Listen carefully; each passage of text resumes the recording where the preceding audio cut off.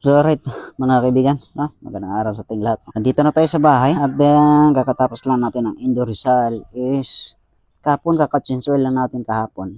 Ngayon ay CVT naman ang titirahin natin. Titingnan natin kung ano na ang nangyayari sa CVT natin. Wow, goods na goods pa din. Oh, tutuyo eh. Grabe ang dumi. Oh, grabe ang dumi. Ayun yung box natin sa air filter. Ayan. Ito, yung belt natin, SRF, goods pa rin. O, sagad na sagad. Nakuha natin yung sagad. Kasi nilagyan natin ng ano yan, marking. Then yung bill natin. Goods pa ba yung bill? Oh, goods na goods. Ang SRF natin is 3,000 plus, no? Goods na goods. Masabi kong matibay talaga ang SRF. Tapos itong gamit natin na bushing.